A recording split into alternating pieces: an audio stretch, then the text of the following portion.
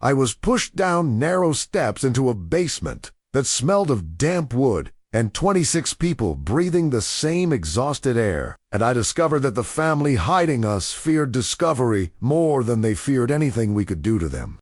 Chains settled around my ankles in darkness so complete I had to count bodies by sound coughs from the left corner, shifting iron from the right, controlled breathing near the stairs from a man who never slept and listened upward the way I listened sideways. Both of us tracking patterns in a house built on secrecy that was eating its owners alive. I watched how the door at the top closed quickly, as if the house itself was embarrassed. How footsteps overhead moved differently when guests were present. How even a single drop chain brought rushed steps and urgent whispers because any noise that carried two neighbors would destroy the respectable reputation they were killing themselves to maintain. So, 26 of us learned to coordinate our silent scoffs in sequence. Movements in rhythm, stillness so prolonged and perfect that it forced them down with shaking lanterns to confirm we were still alive. And when they finally saw us fully, when they could no longer hide from what they were keeping beneath their floors, their confidence collapsed without us speaking a single word. This testimony belongs to the Chronicles of Kofi, a living archive of truths about what happened in basements beneath respectable houses where slavery hid from sunlight. If you would stand as witness to how 26 people used silence as a weapon against captors who needed our quietness more than we needed their approval, mark this testimony for preservation. Signal your recognition and speak your reflection below, because here's what they never understood. They built that basement to hide their shame from the world, but in hiding us, they trapped themselves, and we made them see exactly what they were every single day, until the weight of knowing destroyed their peace forever. So I ask you and the powerful, hide their cruelty in darkness and depend on silence to protect their reputations. Who holds more power, the ones with the keys or the ones who refuse to disappear quietly? I am pushed down narrow steps into darkness that smells of damp wood and breath held too long. My shoulder hits the wall. My feet find uneven ground. The air is thick, wrong, used up by too many lungs. Chains settle around my ankles before my eyes adjust to the blackness. The iron is cold, heavy. The sound of it locking is final. A door closing on possibility. I observe how the door at the top of the stairs closes quickly, almost frantically, as if the house itself is embarrassed by what it contains. The white man thinks secrecy is about protection, about hiding valuable property from thieves. In my land, this meant secrecy was about shame, about knowing something was wrong but doing it anyway. I begin listening instead of speaking. Listening is survival when sight fails. My hand finds the bronze weight in my pocket. It is still there. They did not search me carefully, did not strip me of everything. The small metal disc is warm against my palm. A piece of home. A reminder that I existed before this moment, that I will exist after it. I count bodies by sound in the darkness. Coughs come from the left corner dry. Persistent someone sick or becoming sick. Shifting iron scrapes from the right. Chains moving as bodies try to find comfort on hard ground. Controlled breathing near the stairs. Someone awake, alert, watching. I count 26 distinct sources of sound. 26 people sharing the same exhausted air in a space meant for storage. Not living. The silence between sounds reminds me of hiding gold dust during transport in Africa. I remember the careful quiet of men moving valuable cargo through dangerous territory. The way everyone held their breath when strangers approached. The way silence became a kind of armor. Here, the silence is different, heavier. It is not protection. It is defeat settling into bones. I commit to counting everything from this moment forward. Bodies, sounds, footsteps overhead, hours between meals, patterns in the family's movement. The white man thinks enslaved people are too simple to observe, too broken to analyze. In my land, this meant observation was our sharpest weapon. We survived by seeing what others thought we could not see. I will see everything. Remember everything. Use everything. Morning footsteps pass overhead, careful and light. I have been awake all night, Sleep did not come. The ground is too hard, the air too stale, the chains too heavy. But I am alert when the footsteps begin. Multiple people moving through the house above us. The family moves differently when guests are present. I can hear it in the rhythm, in the deliberateness. Steps that announce themselves, voices that carry, laughter that sounds performed. But when the guests leave, I hear the door close, hear the voices fade. The movement changes, becomes quieter, more furtive, anxious. I remember my uncle saying, "Fear reveals priorities." He was a trader, moved goods between villages. He taught me that you could read a man's true concerns by watching what he protected first when danger approached. Some men grabbed their gold, some grabbed their children, some grabbed their weapons. What you reach for first tells the truth about what you value. This family reaches for silence, for secrecy, for the appearance of normalcy. I track patterns in their caution, mental notes accumulating in darkness. Food arrives irregularly, always at night, sometimes early evening, sometimes deep night. No consistent schedule, no predictable rhythm. The door opens, a lanta descends partway, a bucket is lowered on a rope, bread, water, sometimes a thin soup. The door closes before anyone can speak. I know which chains are loosened during these deliveries and which remain tight. Some people are freed temporarily to distribute the food. The same 3 people each time, chosen for some reason I do not yet understand. My chains are never loosened. I am still new, still untrusted, still being observed. A memory surfaces of rationing water during a long journey inland. I was younger then, being moved from one trader to another. The journey took weeks. Water was scarce. We learned to make each sip last, to hold water in our mouths before swallowing, to move less during the hottest hours, to conserve what little we had. I begin conserving strength now, eating slowly, moving only when necessary, preserving energy for whatever comes next. The white man thinks we are animals, that we consume without thought, that we have no strategy beyond survival. In my land, this meant strategy was often our only advantage. We planned, we prepared, we endured. I will endure this, but I will not endure it stupidly. One man near the stairs never sleeps fully. I watch him, or rather, I listen to him in the darkness. His breathing never deepens into true sleep. His chains move slightly, but constantly, adjusting, shifting, staying ready. He listens upward the way I listen sideways. I am tracking the basement, the people here, the patterns of containment. He is tracking the house above, the family, the patterns of movement and vulnerability. I recognize this vigilance from hunters in my past. In my village, the best hunters were not the strongest. They were the most patient, the most observant, the ones who could stay alert for hours without moving, without missing a single sound or shadow. This man is hunting, not animals, not food, but information, opportunity, weakness. I edge closer to him when the guards are gone. When the family above has settled into sleep, I move my chains carefully, slowly, no sudden sounds. I position myself where I can hear him better, where we can share space without drawing attention. We do not speak yet, but proximity is communication. It says, I see you. I recognize what you are doing. We might help each other. A child's laughter passes through the floorboards one morning. The sound is bright, innocent, unaware of what exists beneath her feet. It sharpens something painful and distant in my chest, a memory I try not to hold too tightly. I remember village mornings before betrayal, children running between houses, women preparing food, men gathering for work, the sound of normal life, of community, of belonging. That world is gone now, destroyed by men who valued profit over people, by systems that turned humans into cargo. The child above me lives in that system, benefits from it, laughs in a house built on the suffering of those below. I steady myself and refocus. Grief is a luxury I cannot afford in this moment. I notice the family panics at any noise from below. Even a dropped chain brings rushed steps.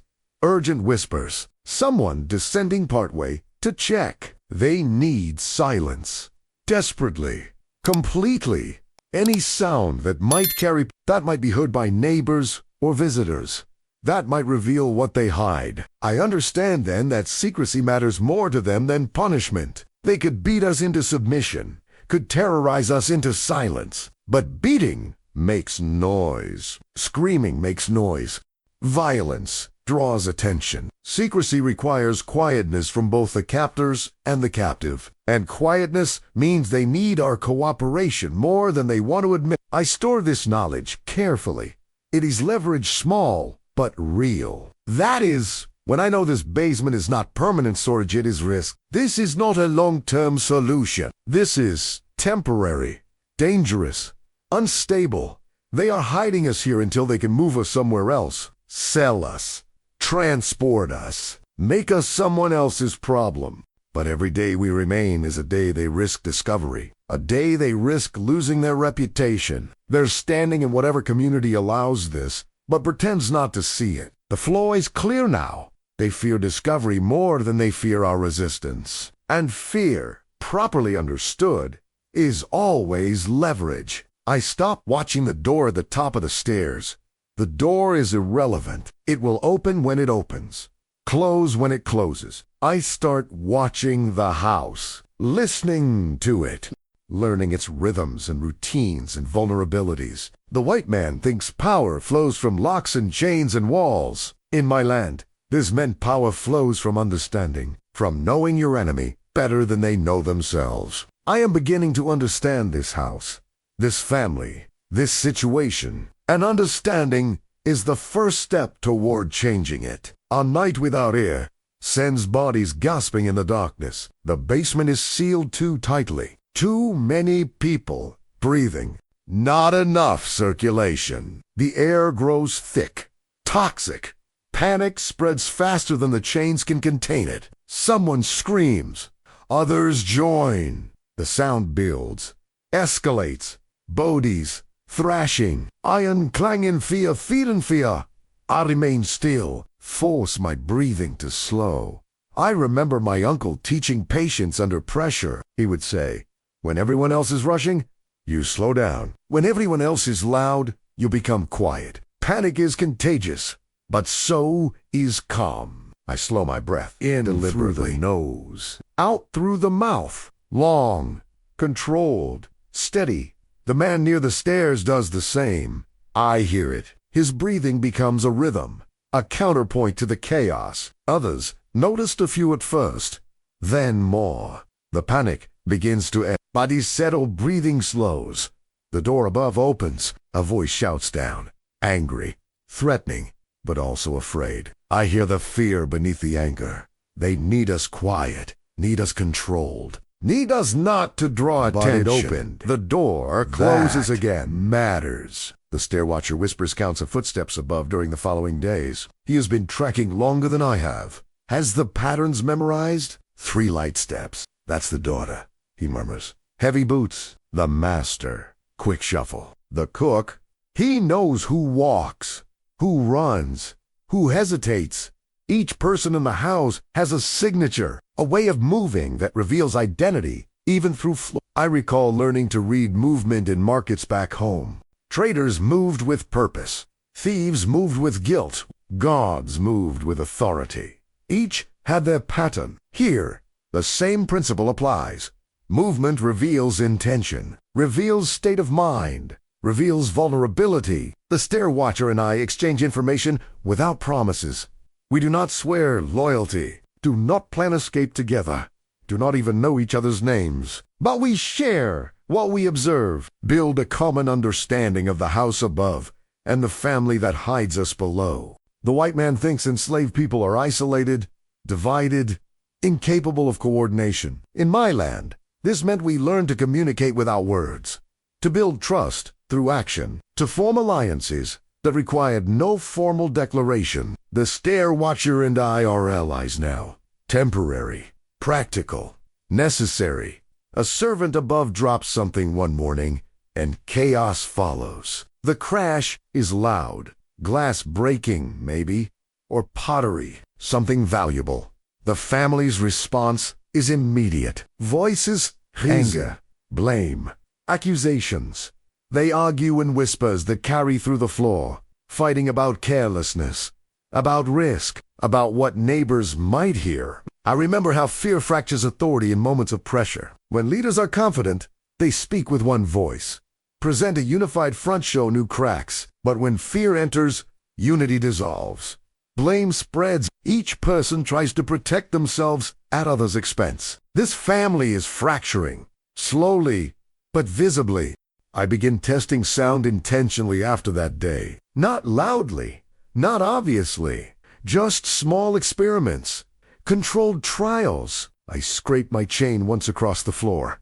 Not enough to shout, not enough to seem deliberate, just enough to create an echo. Silence crashes down immediately from above. All movement stops. All conversation ceases. I can feel them listening, holding their breath, waiting to see if the sound repeats.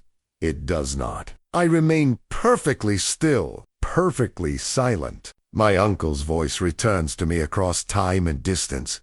Do not rush the reveal. Let them fear what they imagine more than what is real. I wait longer before the next test.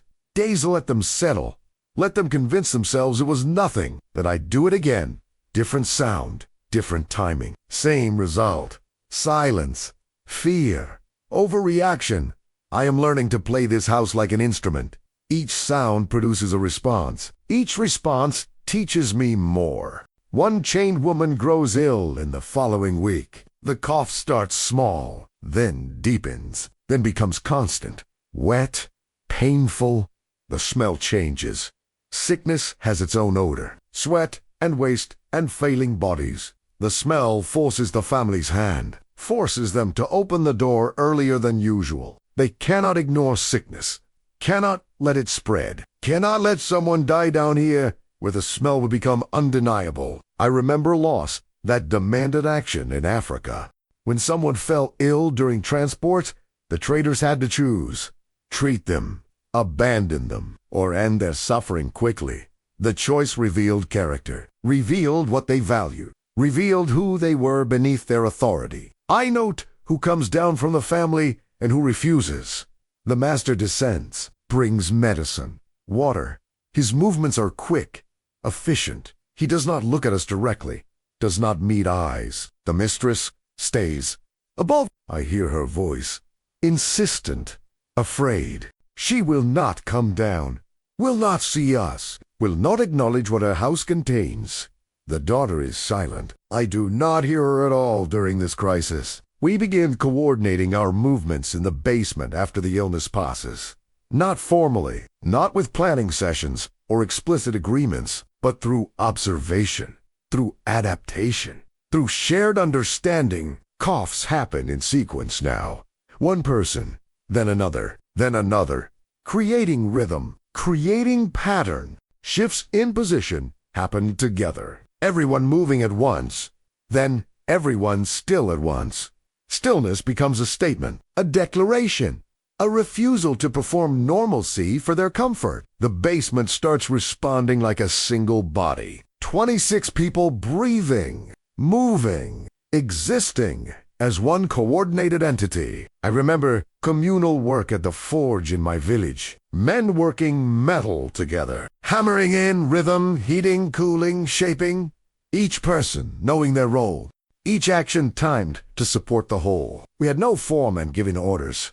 We simply understood the work, understood each other, moved as one. Here, we do the same. Different work, different purpose, but the same principle. Unity without words, coordination without commands.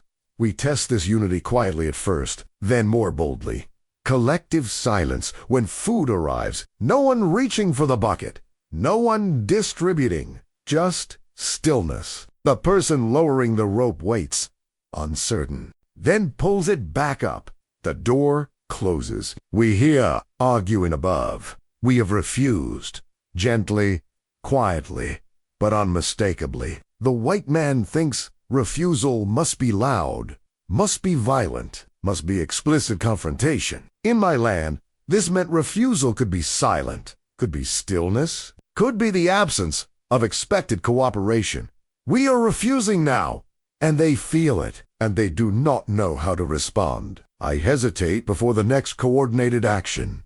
The basement has become a body, a tool of pressure, applied from below. But I wonder what remembering all of this will cost me. What carrying this knowledge forward will demand. Memory is not neutral. Memory shapes us, wounds us, defines us. I choose truth anyway. Choose to remember exactly what happened here. Exactly how we learned to resist. I signal the stair watcher. A small knot in darkness he somehow sees. He understands. He is ready. We are ready. Absence becomes our message in the days that follow. We stop making the small sounds of living. Stop shifting chains, stop coughing. Stop clearing throats. When silence lasts too long, fear climbs the stairs from the basement into the house above. They open the door, peer down, see us alive, but motionless, breathing, but silent. They do not know what to do with this. With resistance, that looks like nothing. With refusal, that makes no demands. The flaw widens with each passing day. Their fear grows. Their unity fractures further. Their arguments become louder and less controlled. The family starts making mistakes. Doors left unlocked. Conversations held too loudly. Schedules disrupted. Fear erodes competence. Pressure creates errors. The basement is not just containing us. It is consuming them. That is when I know we have found their weakness. Not in strength, not in his copy, but in making them face what they are doing, making them live with the weight of their own choices. I do not forget. I never forget. My hand finds the bronze weight in my pocket. It is still there, still connecting me to who I was, who I am, who I will be after this. And I realize with sudden clarity, they built this basement to hide us from the world. But in hiding us, they trap themselves. They cannot escape what they have created, cannot unhear the silence we perform, cannot unknow what they are. And that null is that growing, knowing awareness is, eating them alive from the inside. We are not just prisoners here. We are witnesses, and they fear witnesses more than they fear anything else. One chained woman grows weaker, despite the medicine they brought. Her name is never spoken aloud. Names are dangerous here. Names make us human in ways they cannot afford to acknowledge. But I hear her breathing change. Here it becomes shallow, labored, failing. The smell intensifies. Sickness mixed with fear, mixed with the wastes we cannot properly dispose of. The family cannot ignore this, cannot let death happen in their basement where the evidence would become undeniable. They come down together this time. Master and mistress both. Lantern light swinging shadows across damp walls. I observed their faces fully for the first time. The master is younger than his voice suggested. Perhaps clean-shaven, well-dressed even in this moment of crisis. The mistress is pale, thin. Her hand covers her mouth and nose. She will not breathe our air directly. They look at the sick woman, then look away, then force themselves to look again. I do not move, do not speak. I simply watch them, watching us. That is when I know something has shifted. Some boundary has been crossed. They see us fully now, not as property in storage, not as abstract problems to be managed, but as bodies, as suffering, as human consequence of their choices. The white man thinks distance creates comfort. That not seeing makes things easier. That ignorance is protection. In my land, this meant witnessing was power. That being seen, truly seen, changed everything. We are being seen now, and it is destroying something in them. They removed the sick woman that night. Take her upstairs. We hear movement, urgent voices. A doctor is summoned. We never see her again. Never learn if she lived or died. Never know where she went. But her removal changes the basement, makes it emptier, quieter, makes our collective silence more pointed. The Sullivan's eye. Learn their name from whispered arguments. Overhead argue openly now. The husband wants to move us immediately. Sell us. Transport us. End this risk. The wife wants to wait. The timing is wrong. The market is bad. They will lose money. Money. That is what fractures them. Not morality. Not humanity. Not the suffering beneath their feet. Money. Their order fractures under the weight of secrecy they can no longer maintain. I remember my uncle saying, "Exposure breaks stone." He would tell stories of traders who tried to hide bad merchandise, who buried evidence of theft, who concealed their crimes. But concealment requires perfect execution. One crack, one witness, one mistake, and everything collapses. The Sullivans are cracking. I can hear it in their voices, see it in their movements when they descend. I prepare the final test, the last coordinated action before whatever comes next. I signal the stair watcher. He nods, passes the signal to others.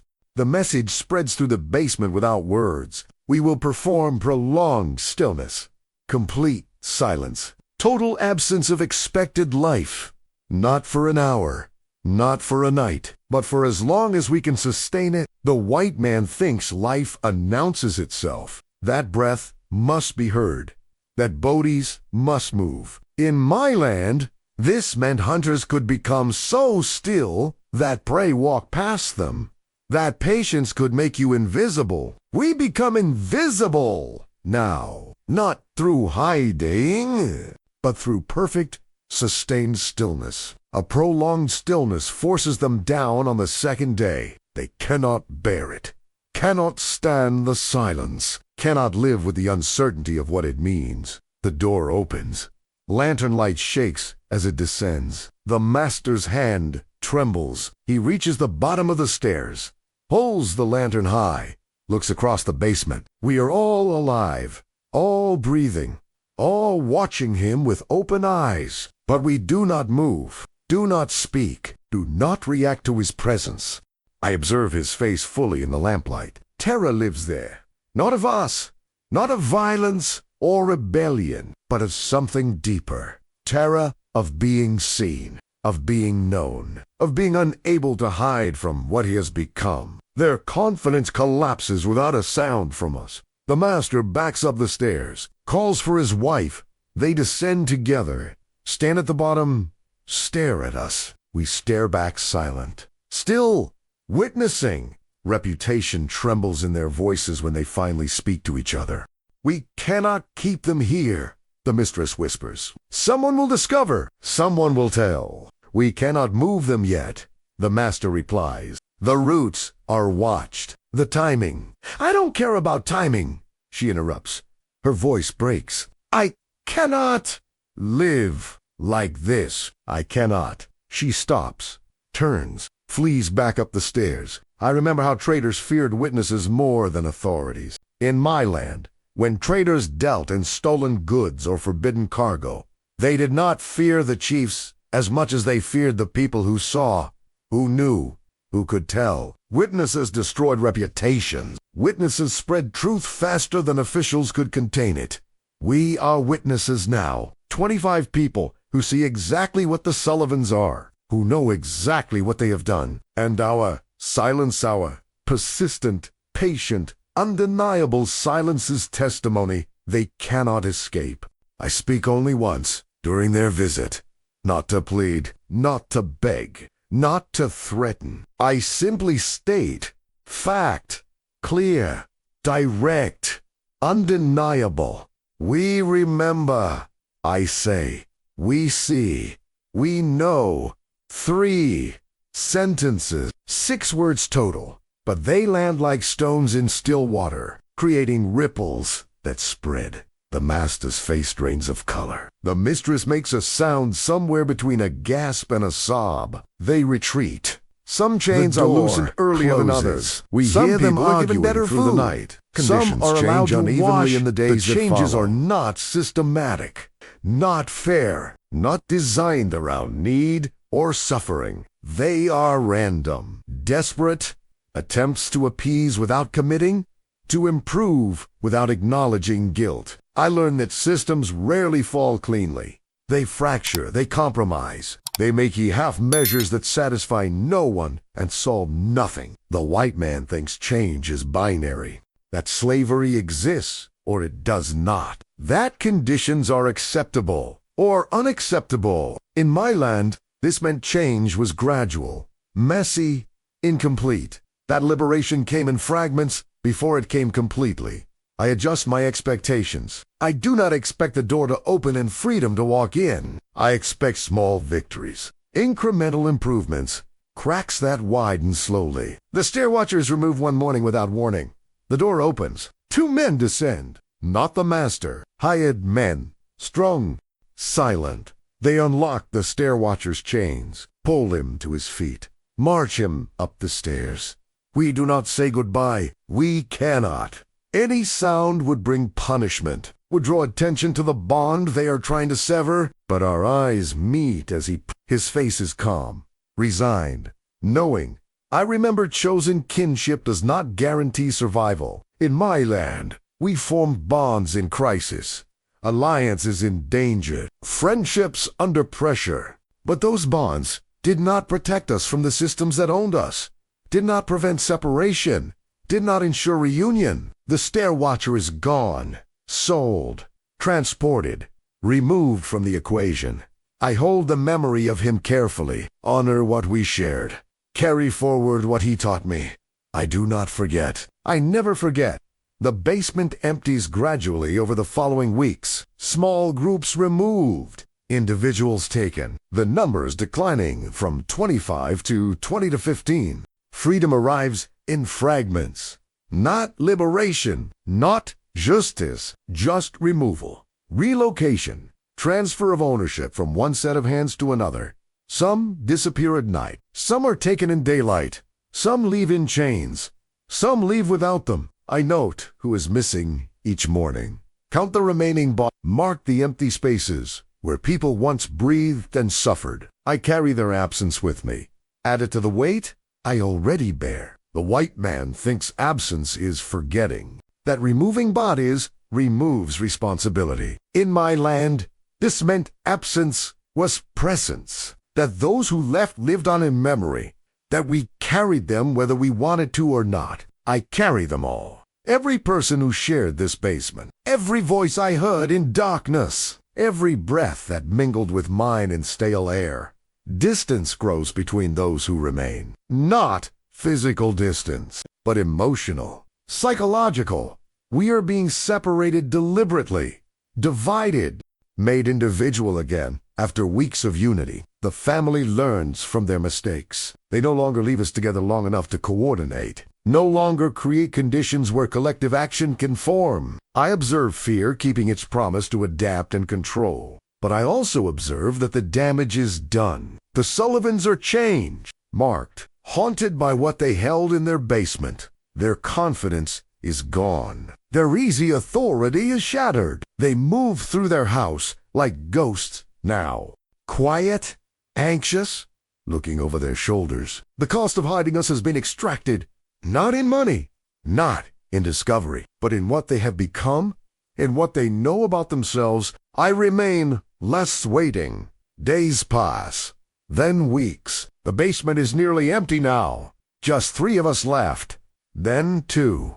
Then only me. I question whether silence has taken too much from me, whether the strategy of stillness and witness has cost me something I cannot recover, whether I have given up too much of myself to make them see their own guilt. I remind myself why. I remember not for revenge, not for satisfaction, not to feel powerful in powerlessness, but because truth matters. Because witnessing matters, because someone must carry the accurate account of what happened here. My hand finds the bronze weight in my pocket. It is still there, still grounding me, still connecting me to who I was before this basement tried to erase me. I endure. That is all I can do. Endure and remember and carry forward. I leave the basement without ceremony on a gray morning. The door opens. The master stands at the top. His face is older than it was weeks ago. Lined, tired, defeated. "You're going to the auction?" he says, not looking at me. "In Richmond. They'll take you today." I climb the stairs. My legs are weak from weeks of stillness. My eyes struggle with daylight after so long in darkness. The house stands unchanged above ground. Furniture in place. rugs clean, windows letting in light that never reached below. Everything looks normal, civilized, proper. But I know what lives beneath, what was hidden, what was suffered. The truth does not need collapse to exist. The house does not have to burn. The family does not have to be destroyed. The system does not have to fall. The truth simply is, whether acknowledged or not, whether visible or not, whether convenient or not. I carry that truth. I am that truth. My body is testimony. My memory is evidence. They load me into a wagon with others. We are transported, sold, scattered. But I remain myself, remain aware, remain witnessing. Years pass. I am moved from place to place, owner to owner, condition to condition. I survive. I endure. I remember. And one day, years after the basement, I am given opportunity to speak my testimony, to record what happened, to add my voice to the archive of truth face the camera that were never and meant to survive. Witnessing. I speak of the basement of the Sullivans, of 26 people held in darkness beneath a house that pretended to be respectable. I speak of how we learned to use silence as weapon, how we made them see us, how we made them know what they were. I speak of the stair watcher whose name I never learned, but whose vigilance I carry. I speak of the woman who sickened and disappeared, and whose fate I never discovered. I speak of every person who shared that darkness with me, and whose names are lost, but whose existence I preserve in this account.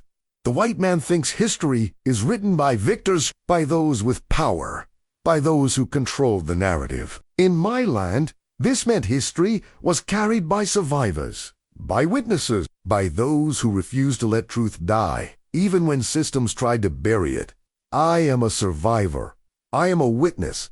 I am a carrier of truth. The basement exists in the past, but the basement lives in memory, in testimony. In this account, and memory, properly preserved, is more permanent than any physical structure. I do not forget. I never forget. The Sullivan house stands somewhere still, maybe occupied, maybe empty, maybe torn down and replaced. But the basement remains, not as place, but as truth, as testimony, as evidence that cruelty can be hidden but never erased. My hand finds the bronze weight in my pocket one final time, still connecting me to everything I was before, everything I survived, everything I carry forward. I am Kofi.